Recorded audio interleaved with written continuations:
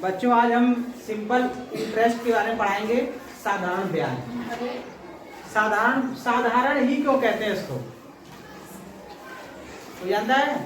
नहीं जानते होंगे, हम बताते हैं। साधारण इसलिए कहते हैं क्योंकि कोई भी राशि है, कोई भी हमारा जो पैसा है, उस पे जो ब्याज लगता है वो समान लगता है ब्याज। अगर 10 रुपया अगर ब्याज एक साल में बढ़ रहा है तो अगली साल भी 10 रुपया लगेगा। समझ आ गया ना?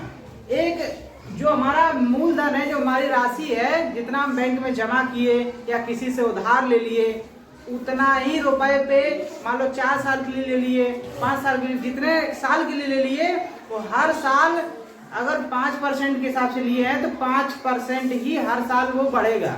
ठीक, तो इसीलिए हम इसको साधारण बोलते हैं।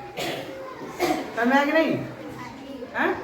तो जो हमारा पैसा है उस पे वो एक के राशि पे बढ़ता है, राशि नहीं बढ़ेगा, मतलब जो मूलधन है उसी पे बढ़ेगा बार बार। समझ रहे ना?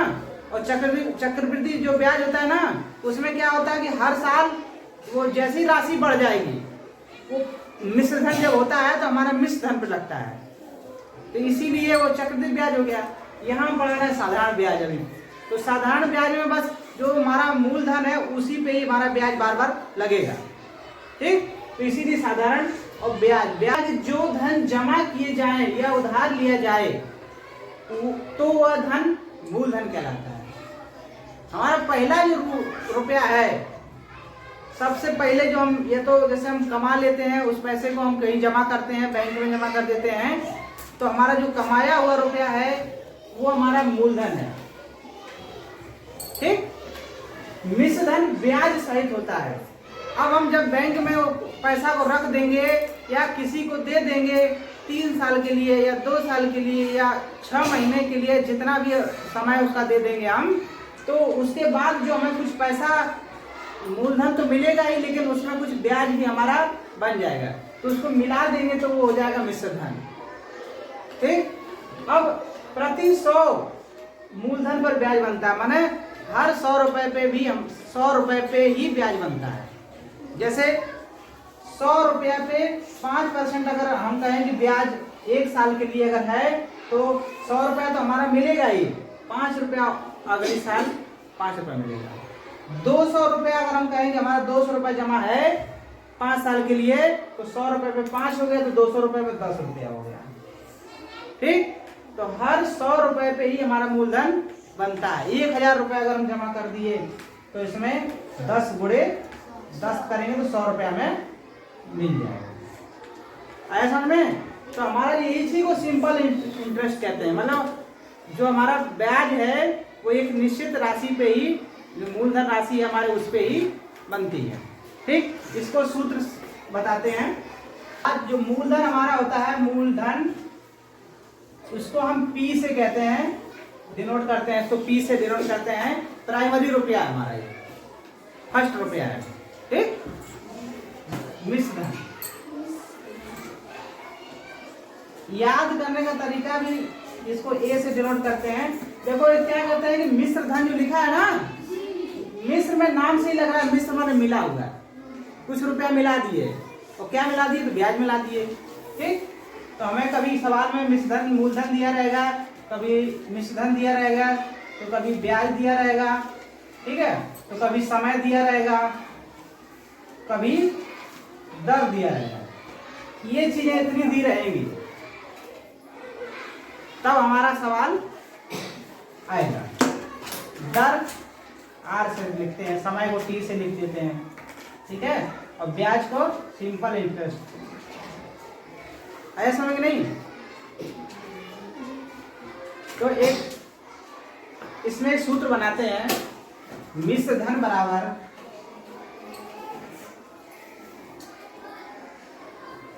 क्या होता है?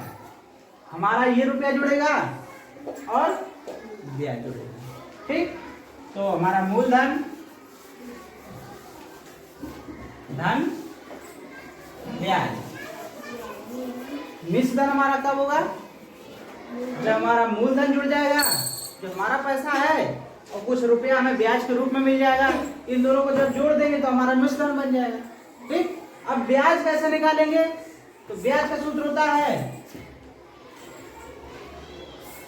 मूलधन गुणे दर गुणे समय बटे 100।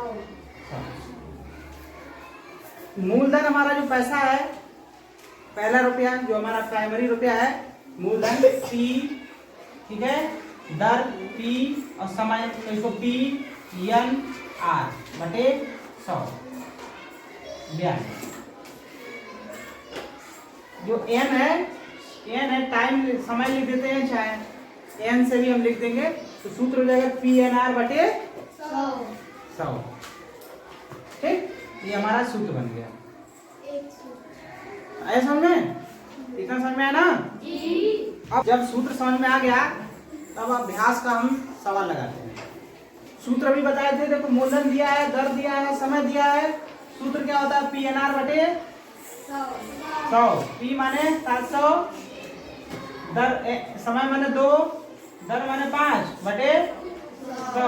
0 0 खत्म, ठीक है। तो 5 दूनी 10, 10 सत्ते 70, 70 रुपया हमारा क्या ये ब्याज। 70 रुपया हमारा ब्याज आ गया। ठीक, आगे समझ में? एक सवाल और है, क नंबर का इसका था, इसका ख नंबर देखते हैं। हमको दिया है मूलधन कितना दिया है? 1000 और फिर मिश्रधन दे दिया है मिश्रधन मैंने ए दिया है कितना?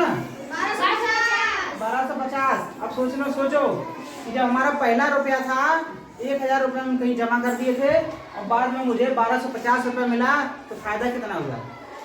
250 का फायदा हुआ ना?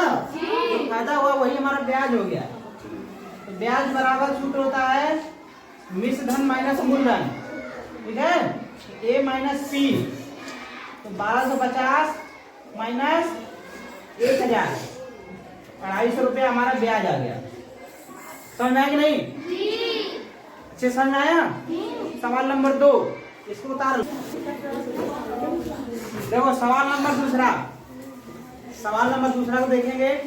लिखा है कि दिनेश को शौचालय बनवाने के लिए 15,000 रुपए 15% वार्षिक ब्याज की दर से बैंक से ऋण लिया।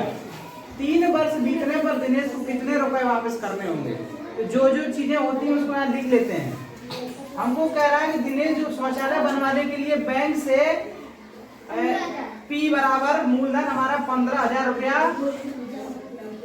बैंक से लिया, 15% वार्षिक ब्याज की दर से। कहीं भी अगर दर लिखा हो तो 15, अगर प्रतिशत में लिखा हो तो ये दर है हमारा। तो दर दिया हमारा 15%, दर से ऋण लिया 3 वर्ष बीतने पर। समय कितना दिया है? 3 वर्ष दिया है। तो सवाल हो गया कि नहीं? तो कह रहा है कि ऋण लिया 3 वर्ष बीतने पर दिनेश को कितने रुपए वापस करने होंगे? तो सब कुछ पता है, ब्याज निकाल लें। PNR बटे 100, 15,000, 15, 3 बटे 100, 15 15 225, 225 गुणे हमारा ये ब्याज बना, ठीक है। कितना में ब्याज बना? 50। अब हमारा ये ब्याज ही अकेला है इतना, और 15,000 रुपए, 15,000 रुपए तो उसका उधार लिया था ना, ऋण लिया था। इतना ब्याज और देना पड़ेगा, तो बैंक को कुल कितना वापस करेगा?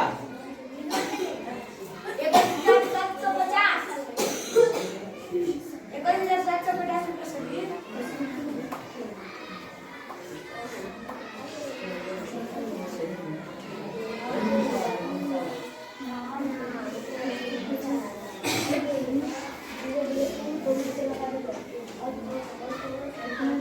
21,750 रुपए जमा करें। ठीक, इसको लिख लो। सवाल नंबर तीसरा को हम देखेंगे। लिखा है कि मथुरा ने, एक नाम है किसी का, मथुरा ने दुकान खोलने के लिए 16,000 रुपए बैंक से लिया। इसका मतलब पी दिया है, पी माने मूलधन दिया है 16,000 रुपया बैंक से। वार्षिक दर, वार्षिक ब्याज लिखा है ना 10%, तो आज कितना है 10% ऋण लिया। 2 वर्ष बाद उसे कितने रुपए वापस करने होंगे? तो समय कितना दिया है 2 वर्ष दिया है ना। तो ब्याज पूछा है, सिंपल इंटरेस्ट पूछा है ना, PNR बटे 100। सवाल एक वही पुराना अभी पढ़ाया था मैंने, वही वाला सवाल है।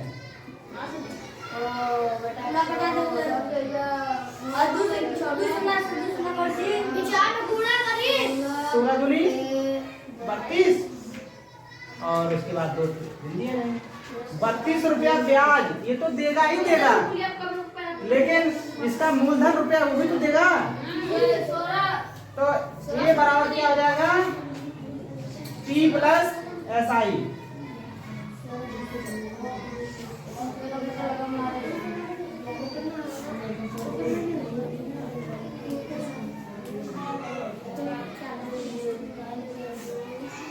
कितना रुपया उसको बैंक को देगा, ऐसा में।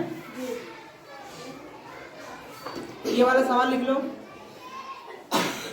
चौथा सवाल कह रहा है यदि 100 रुपए का 1 वर्ष का ब्याज 4 रुपया है, ध्यान समझो, यदि 100 रुपए का 1 वर्ष का ब्याज 4 रुपया है तो 6 वर्ष का ब्याज कितना होगा? वो तो मौके के सवाल लग रहा है। 1 वर्ष का 4 रुपया है तो 6 वर्ष का कितना होगा? 6 को 24। हाँ, तो 1 वर्ष इसमें P कितना दिया है 100 रुपया। दर देखो, इसमें दर निकालना पड़ेगा। R बराबर दिया है 1 वर्ष का ब्याज 4 रुपया है, अर्थात 4% दिया है। हमेशा बताया चले कि जो हमारा मूलधन होता है उस पे दिया रहता है। तो 1 वर्ष का ब्याज 4%, ऐसा में। तो उसके बाद क्या लिखा है 6 वर्ष में n बराबर कितना दिया है 6 वर्ष दिया है ना। इसके बाद में क्या निकाल देना है, ब्याज निकालना है। ये पूछा कि हाँ कितना ब्याज होगा, तो ब्याज निकालना है। तो PNR बटे 100, P हमारा 100, N कितना है 6 वर्ष, दर 4 और 100 खत्म। कितना आया 24 रुपया। तो 24 रुपए ब्याज होगा। सवाल समझ में आया कि नहीं? सभी सवाल समझ में आ रहे हैं ना?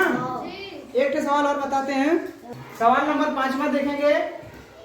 सवाल नंबर 5वां कह रहा है कि जनार्दन ने राजवीर से 15% वार्षिक ब्याज की दर से 500 रुपए उधार लिया है। तो इसमें दर दिया है 15%, मूलधन हमारा दिया है 500, 5 वर्ष के लिए। तो समय कितना दिया है 5 वर्ष दिया कि नहीं। तो हमें पूछा क्या है कितना रुपया वापिस करेगा वो। तो वापिस करेगा तो ब्याज सहित ना वापिस करेगा। तो 500 रुपया भी, जिसने 500 दिया था 500 भी देगा और कुछ ब्याज होगा तो वो भी देगा। तो हमें ब्याज निकालना है, सिंपल इंटरेस्ट निकाल देना है। PNR बटे 100, 500 5 गुणे 15 बटे 100। 25 कितना होता है 25 15 गुणा करेंगे तो 375 रुपया। अब ये हमारा ब्याज है, ठीक है। जब ब्याज है तो हमारा क्या निकालना है, मिश्र धन निकालना है ना।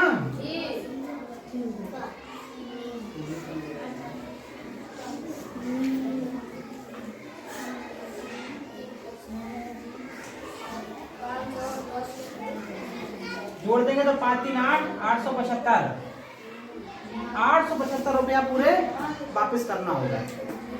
तो हमें है कि नहीं। सिंपल इंटरेस्ट जो साधारण ब्याज है सिंपल है, बस ज्यादा नहीं हो, कुछ सरल सब एक के जैसा ही नहीं है। ठीक है सर ना। अब अगले पार्ट में हम जब पढ़ाएंगे तो चक्रवृद्धि ब्याज पढ़ाएंगे, ठीक। और जो अभी YouTube पे हम अपलोड कर देंगे तो इसको देख लेना सर। इसको 2-3 बार आप देख लोगे, हमारी भाषा का पढ़ाया हुआ है तो जल्दी समझ में आएगा, ठीक है। चैनल को लाइक एंड सब्सक्राइब कर देना। धन्यवाद।